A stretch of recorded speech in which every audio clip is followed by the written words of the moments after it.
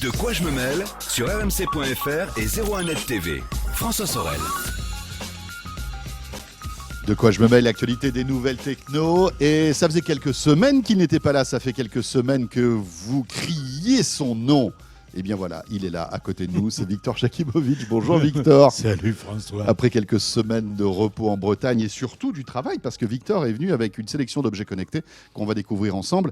Victor, on va commencer par cette actu, parce que franchement là, on débute par une actu assez brûlante.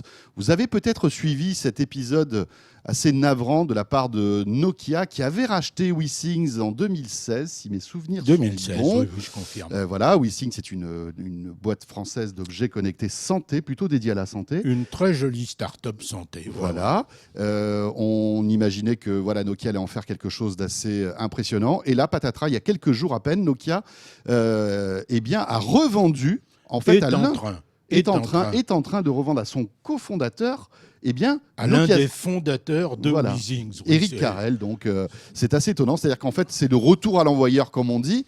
On va en parler parce qu'en plus, il y a une double actualité. Nokia vient de sortir le Nokia Sleep, qui a été développé par WeThings, on peut le dire, puisque c'est un produit... de toute façon, Nokia n'avait encore jamais rien développé, à ma connaissance. Et le Nokia Sleep, c'est la reprise de ce que Nokia avait fait sous le nom de Aura, pour analyser et, autant que faire se peut, améliorer le soleil. Bon, le Sleep, c'est un machin qu'on installe sous son matelas. On met ça sous le matelas. D'accord. On va le connecter avec l'USB sur une alimentation. D'accord. Et ça, une fois que c'est là, ça communique en Wi-Fi avec le reste du système, dont le smartphone et dont l'appli Nokia, la même appli pour l'appli Nokia WeThings, la même appli pour les balances, etc. Alors ça repose sur une techno, pardon. Non, j'avais juste envie d'avoir votre avis sur cette histoire un peu bizarre. Nokia rachète WeThings, revend WeThings en fait à son cofondateur. C'était quoi ? C'était une erreur de casting de la part de Nokia, à votre avis, Victor ? Je pense que c'était une stratégie pas très définie. Et puis qu'est-ce que c'est que 170 millions d'euros pour une boîte comme Nokia. En tout cas, on espère qu'Eric Carrel qui le rachètera beaucoup moins cher. J'espère qu'il prendra plein de pognon au passage. D'abord parce que c'est un mec que j'aime bien. Oui, enfin, il n'y a pas que l'argent dans la vie. Espérons ça aide. Espérons qu'il en fasse surtout quelque chose d'intéressant et que cette pépite française revienne en fait sur notre territoire et que elle puisse rayonner dans le monde entier. De toute façon, on ne l'avait pas beaucoup quitté. Tout ce qui était développement de produits WeThings était resté en France. Resté ici, d'accord. Oui. Okay. Donc ça repose sur une technologie qui est la ballistocardiographie. La ballistocardiographie, c'est une très vieille techno qui consiste à analyser au moyen de capteurs un peu précis la façon dont le cœur éjecte le sang, la vitesse d'éjection, la puissance, la durée, tout un tas de choses auxquelles moi je ne comprends pas grand-chose, mais les toubibs, en général, ils comprennent. Alors, par ailleurs, en dehors de ce capteur pour la ballistocardio, on a un micro qui va nous permettre d'analyser les bruits, les mouvements, etc., de façon complémentaire à l'autre. Ah oui, le micro... Le micro, entre autres, pour le ronflement. Et voilà, les ronflements, c'est ce que j'allais dire. Ça, c'est la différence entre les infos fournies par le Sleep et la montre cardio HR qui donne à peu près les mêmes infos. Sauf mais qui n'enregistre pas le son. Elle ne détecte pas les ronflements. D'accord. Là, on détecte les ronflements. Et elle a détecté vos ronflements, Victor, ou pas ? Oui, tout à fait. Parce que vous l'avez testé. Oui, j'ai testé suffisamment longtemps pour maintenant avoir une note de régularité. Est-ce que mes nuits sont régulières ou pas ? Ce qui est un élément tout à fait important du sommeil. Dès qu'on parle médecine, Nokia, WeThings, revenons à WeThings. WeThings, c'est assez bien exploité tout ce genre de données. C'est très bon. Ceci étant, savoir comment on dort, parce que c'est pas une totale innovation. Des gens comme Bedit, par exemple, qui a été en son temps plus ou moins négocié avec Apple, avait déjà fait des bandeaux comme ça qu'on met sous le matelas, sous le drap, qui étaient peut-être moins précis que celui-là. D'accord. Mais bon, qui était plus cher par contre, car l'intérêt de celui-là, c'est qu'il est relativement bon On marché. est à quel prix, tiens, puisqu'on il y est à parle? 100 €. 100 €. Ouais, Ouais, ça va. 99. D'accord. Bon, donc, hein. Pour avoir un monitoring de son sommeil, c'est finalement... Enfin, quand on sait que le sommeil est très, très, très important, c'est pas si cher que ça. Hein. Mais le problème, c'est monitorer le sommeil et après. Quoi. Oui. Qu'est-ce qu'on en fait de ça? Voilà. Parce qu'on va avoir plein de données, mais est-ce que ces données... Le système va nous dire, si vous n'avez pas une vie régulière, votre sommeil, il est moins bon. D'accord, mais quand il t'a dit ça une fois, c'est pas la peine qu'il le répète tous les jours. Et puis on s'en doute un petit peu. Et puis on s'en doute un peu. Alors, ils ont trouvé une autre utilité. Et ça, c'est pas con du tout, excusez, mais c'est le vrai terme. C'est un super bouton pour IFTTT. Donc, je me couche, mon poids, non seulement va servir à monitorer tout ce reste, mais va être détecté, va éventuellement, pourquoi pas, mettre mon téléphone en position ne pas déranger, éteindre la lumière. C'est-à-dire qu'en fait, je vais pouvoir mettre en place tout un scénario. En IFTTT, aujourd'hui, on a environ quelques 500 objets connectés, connectables, interopérables. Donc, non seulement je vais pouvoir monitorer mon sommeil, mais je vais pouvoir faire plein de choses pour me faciliter la vie. Alors, n'importe quel bouton IFTTT aurait fait la même chose. Mais pourquoi avoir un bouton en plus quand on a un slip? C'est ça. Bon. Combien de temps vous l'avez testé? Je l'ai testé 5 jours. Alors, au bout de 5 jours, ça apporte quelque chose ou finalement c'est un gadget c'est toujours intéressant de savoir comment on se comporte quand on ne sait pas le faire. Et il est évident que quand on dort, on ne sait pas bien comment on fait. On sait qu'on s'est réveillé 3 fois la nuit. Mais ça donne des infos. Ceci étant, sur le plan du sommeil, je reste un peu sur mon compte à moi. Sur votre faim. Ouais. On enchaîne après la Nokia Sleep et puis on reviendra sur le déroulé de cette saga WeThings Nokia qui n'est pas terminée. Non. On enchaîne avec Arlo. Arlo, vous le savez, c'est un produit qu'on aime beaucoup ici dans De quoi je me mêle et qu'on évoque souvent. Et dont on est utilisateur, on est utilisateur. Vous savez, c'est ces petites caméras connectées qui ont une particularité, c'est qu'elles n'ont pas besoin de fil. Elles ont à la fois une connexion Wi-Fi, mais aussi une batterie qui permet de les rendre totalement autonomes. Et la nouvelle Arlo Go va encore plus loin, Victor. Alors, celle que j'ai en main, c'est pas la Go, c'est la Pro. La Pro 2, qui est effectivement batterie, etc., qui est déjà un produit relativement ancien. Enfin, il a moins d'1 an, qui marche remarquablement bien. Mais Arlo vient de sortir non pas plus intelligent, différent de ça et en tout cas complémentaire. Il vient de sortir la Arlo Go, qui a à peu près la même forme factor. On voit seulement qu'elle est plus épaisse, plus large, qui fonctionne également sur batterie, une grosse batterie, 3600 mAh, c'est gros, ça assure de l'autonomie. Il faut dire que c'est un beau bébé, quoi. C'est une belle grosse caméra. Elle n'est pas plus grosse qu'une caméra classique. Non, mais elle est un peu plus grosse que la Go, par exemple. Elle est plus grosse que la Pro. Non, que la Pro 2. Absolument, on a les deux là, ici. Oui. Simplement, particularité, ici, on a la possibilité de mettre 2 cartes. Dans le micro, Victor. 2 cartes. Une carte pour mettre une micro SD et une carte pour mettre une SIM. Donc, la caméra Arlo Go est désormais totalement indépendante de tout réseau interne, Wi-Fi ou autre. Elle est autonome, c'est-à-dire que elle est autonome. Je suis dans un endroit où j'ai pas d'ADSL, j'ai rien du tout, mais j'ai de la 3G ou de la 4G. Ou de la 4G, absolument. Eh bien, j'ai une caméra qui va qui est connectée, qui va me fournir des images, des photos, toutes les fonctions classiques de détection de mouvement, de vision nocturne, de vision grand angle, enfin tout ça très très classique et très efficace, comme ils savent le faire. Donc c'est quelque chose de nouveau, d'intéressant et de complémentaire avec le reste, d'autant plus complémentaire que l'on utilise la même appli pour tout le D'accord. système Go. Donc, si on a Oui. le système Arlo, donc si on À a partir du moment où on a l'appli, toutes les caméras seront visibles. toutes les caméras, qu'elles soient C'est bien. purement filaires, qu'elles Hmm. soient autonomes à moitié en Wi-Fi ou totalement en SIM. Ça coûte combien? Alors, ça vaut un peu moins de 400 €, c'est donc relativement cher. Bah, c'est une caméra plus un modem, plus... bon. Ouais, c'est un vrai concentré de technologie, tout ça. Hein. Ah bah, il y a du Franchement, monde dedans. ouais. On est en 720p parce qu'en 1080, les fichiers seraient trop gros.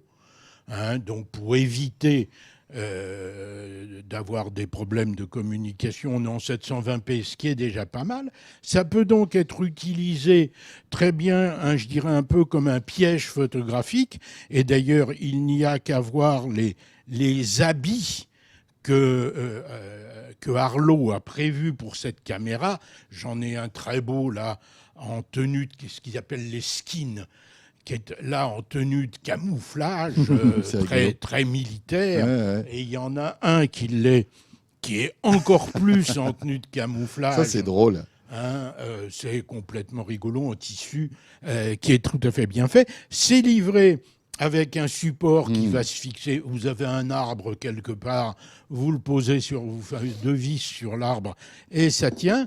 Et vous avez un système de pièges photographiques tels qu'ils existent, par exemple, chez Bushnell, par exemple, puis il y a d'autres marques qui en font. Elle a un défaut quand même, à mon avis pour le moment. On a une micro SD. Oui. Et on se dit, chouette, en cas d'absence de réseau, la 3G ne marche pas, ou bien, bêtement, il n'y a pas de 3G ni de 4G. Voilà. Si elle détecte, par exemple, quelque chose qui passe, elle va enregistrer en vidéo. Elle devrait Elle devrait, mais elle, enregistrer en vidéo sur la micro SD, mais elle ne le fait pas. mais elle ne le fait pas Ça, c'est parce embêtant. que l'interface et la logique logiciel d'Arlo à l'heure actuelle, c'est j'envoie sur le cloud. Le cloud, d'ailleurs, il est gratuit 7 jours, 24 heures sur 24, ce qui est Ouais. remarquablement Super. bien. Ouais. Ah ouais, par rapport à des tas d'autres propositions, c'est remarquable. Seulement, donc là, on envoie au cloud et c'est le cloud qui charge la micro SD. Je pense qu'il devrait y avoir à plus ou moins long terme une évolution logicielle pour faire en sorte que on puisse enregistrer directement sur la micro SD et avoir les vraies fonctions de piège photo vidéo. Voilà pour donc cette Arlo Go. On enchaîne avec une petite sélection d'accessoires que Victor a trouvé pour des nous. trucs de mobilité, parce que l'été arrive, on va avoir des problèmes de mobilité. Comme toujours. Alors, si vous voulez me passer mon sac à dos... Le sac à dos. Alors d'abord, on va le montrer. Regardez, il est là. Hop. Voilà, un joli sac à dos. Ouais, bien fabriqué, en tissu déperlant à l'extérieur, donc... Quand on le passe sous le jet d'arrosage, on voit les gouttes qui tombent. D'accord. Bon, c'est un sac à dos, Victor, j'ai envie de vous dire. Mais qu'est-ce qu'il a de particulier? Alors, ce qu'il a de particulier, c'est qu'il a sur le côté, ici, une prise USB. Une prise USB sur un sac à dos. Ben voilà, cette prise USB est reliée par un fil à une power bank que l'on va mettre dedans. D'accord. Bien à l'abri, bien protégé. Et donc, son smartphone qui a besoin d'un coup de recharge quand on est en train de se balader, eh ben, tout bêtement, on va le connecter avec son fil d'alim sur la prise USB, ce qui est, somme toute, assez marrant, assez pratique. C'est plus simple que de trimballer la powerbank à la main. Oui, c'est plus simple que d'ouvrir le sac à dos, de prendre la powerbank avec le téléphone, etc. Voilà. Oui, voilà, c'est une Donc, petite, joli petite sac astuce. à dos. Le matériau intérieur est bien entendu un matériau très, très doux, très souple. On peut mettre dedans jusqu'à un PC format 13-14 pouces, ce qui est pas mal. Et il coûte combien? Et ce sac à dos vaut 50 €. D'accord. Bon, regardez. Il est pas mal foutu, il est confortable. Je l'ai utilisé ce matin pour venir avec mes petits machins là. Oui, c'est vrai, vous êtes arrivé, il vous va très bien d'ailleurs. Oui, il était dans le style. Victor, on enchaîne avec Foldy maintenant. On n'a pas dit, ça s'appelle Urban Factory Oui. et ça s'appelle Mixi. Bon. MIX2, pourquoi pas. Chez Urban Factory, c'est pour ça que je reviens sur la marque, j'avais également repéré ceci. Ceci qui est donc un petit truc qu'on sort de son petit étui qui s'appelle Foldy. Et Foldy, c'est tout bêtement un micro-clavier. Ah ouais. Qui est bien entendu Bluetooth classique. Alors, c'est pas idiot, on part en vacances. Ouais. On va pas amener son PC parce que même si le sac à dos est capable de le prendre, on n'a pas envie, c'est trop gros, trop lourd, on part quelques jours. La tablette ou le smartphone va là-dessus, en Bluetooth, avec une autonomie convenable, etc. On a un petit clavier de voyage, on va dire. Un petit clavier de voyage et un petit système qui n'est pas bête du tout. Alors, c'est donc toujours Urban Factory, ça s'appelle Foldy, et ça vaut 90 €, ce qui n'est pas donné, mais c'est vrai que ça, in the pocket, c'est quand même plus petit que d'avoir à se trimballer un PC ou chose comme ça. On est à combien ? 90 €, et c'est on ça ? est à 90 €, Voilà. Ce qui est, bon... Quand on part en vacances, les amis, il faut aussi une grosse batterie. Que l'on peut mettre dans le sac à dos, d'ailleurs. Qu'on peut mettre dans le sac à dos. Alors, j'imagine qu'elle n'a pas été conçue pour ça, mais elle rentre sans problème. Non, elle a été conçue, il n'y a qu'à regarder sa gueule, pour aller avec le monde Mac. Oui, c'est vrai qu'elle est un peu dans les codes design des MacBooks. Elle est dans le design. C'est une boîte, d'ailleurs, qui se cache pas. La boîte qui la fabrique s'appelle Extreme Mac. Bah oui, au moins comme ça, eux. Donc au moins, ils le disent, y vont direct. Ils s'en cachent pas. C'est une powerbank comme il en existe plein d'autres, mais j'ai trouvé celle-là plutôt jolie. Oui. Elle fait 20 000 milliampères. Elle est capable de sortir donc 45 watts. À titre d'information, un MacBook, ça consomme 41 watts. Donc, on fait une recharge complète. C'est pas débile. C'est pratique. On fait une demi-recharge sur un MacBook Pro 15 pouces. Bon. Et puis alors là, pour le téléphone, on est tranquille. Avec 20 000 mAh. Les gens qui font ça, et pour le téléphone, on n'en parle même plus. Les gens qui font ça, on les connaissait déjà depuis un bout de temps sous le nom d'Extreme Mac, pour ce type de pavé numérique que je trouve extrêmement pratique. Moi qui suis un gros utilisateur de tableur, je dois dire que se mettre en shift, machin... Ouais, c'est embêtant. Là, vous avez un vrai petit clavier numérique. Avec en plus 2 USB et de quoi insérer les cartes micro SD de mon drone ou la carte SD de mon Nikon. Et ben voilà, parfait. C'est bien. Et cette batterie, on est à un peu moins de 100 €. La batterie est à 100 €. Ça vaut, je ne sais plus, 60, 70. Et ça existe d'ailleurs en plusieurs versions avec plus ou moins d'USB. Extreme Mac, qui est une boîte qui fait une petite percée là en France. Parfait. Merci Victor. De rien François, salut. On se retrouve très vite Victor, parce que vous avez encore quelques petits objets à nous présenter, ce sera dans quelques temps. Les vacances, bien sûr, les vacances. Mobilité. On n'y est pas encore aux vacances, mais c'est vrai que ça arrive avec les beaux jours. Ce de quoi je me mêle est terminé, merci d'avoir été avec nous. J'espère que vous profitez bien de ce week-end, peut-être même de ces quelques jours de congé si vous avez fait le pont. Et puis moi j'aurai le plaisir de vous retrouver donc vendredi prochain. D'ici là, n'hésitez pas. Page Facebook de quoi je me mêle ou sur Twitter avec le hashtag DQJMM si vous voulez réagir. À très vite. De quoi je me mêle sur rmc.fr et 01net TV.